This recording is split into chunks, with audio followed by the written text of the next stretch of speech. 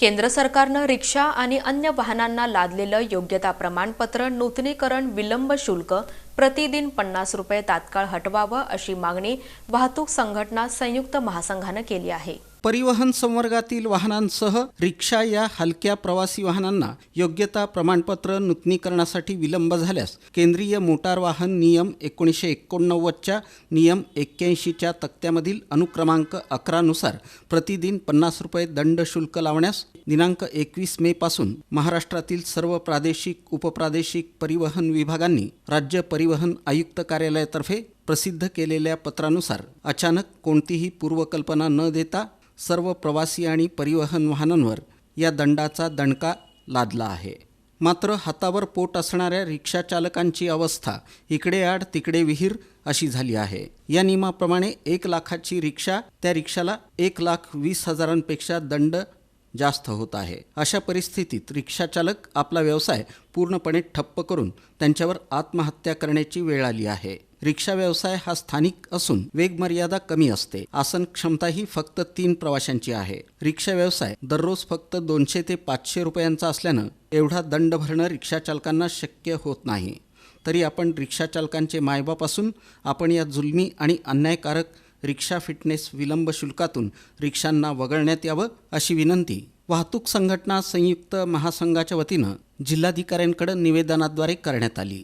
केंद्र सरकारने जे 50 रुपये विलंब पासिंग दंड आकारलेला आहे त्या विरोधात 1 दिवसीय लाक्षणिक उपोषण इथं आयोजित करण्यात आलेलं आहे आणि त्यामध्ये सोलापूर जिल्ह्यातील हजारो रिक्षा चालक बांधव इथं उपस्थित आहे। आमची मागणी सरकारतर्फे एकच आहे की जे 2016 साली आपण जे जी काढून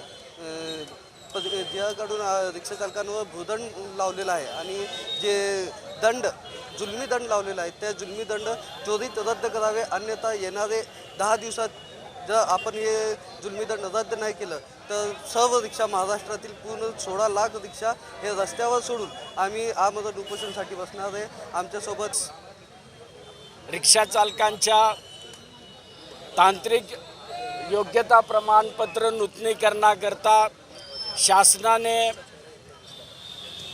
विलंब शुल्क म्हणून दररोज 50 रुपये आकारण्याचा मानस केला आहे। तशी अधिसूचना काढली, आदेश काढलेले आहे आणि हे आदेश रिक्षा चालकांना पूर्णपणे धुळीस मिळवणारा आहे, त्यांच्या संसाराची राखरांगोळी करणारा ठरणार आहे।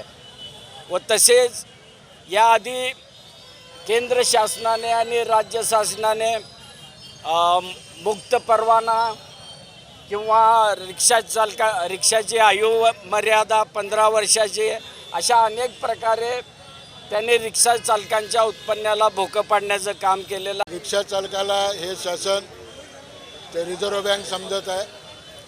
त्यांच्या दैनंदिन उत्पन्नातून जेवढी लूट करता येईल तेवढी लूट करायचे रोज नवीन फंडे या ठिकाणी सरकार शोधत आहे आणि याचाच परिपाक म्हणून आज या ठिकाणी जे 2016ला जो निकाल झाला होता, जो निर्णय झाला होता, त्याची अंमलबजावणी महाराष्ट्राचा परिवहन विभाग करू लागला आणि त्या परिणामी आज अनेक रिक्षा चालकाला लाख रुपये दंडाला विलंब शुल्काला त्या ठिकाणी सामोरं जावं लागलं। प्रचंड असा असंतोष रिक्षा चालकामध्ये निर्माण झालेला।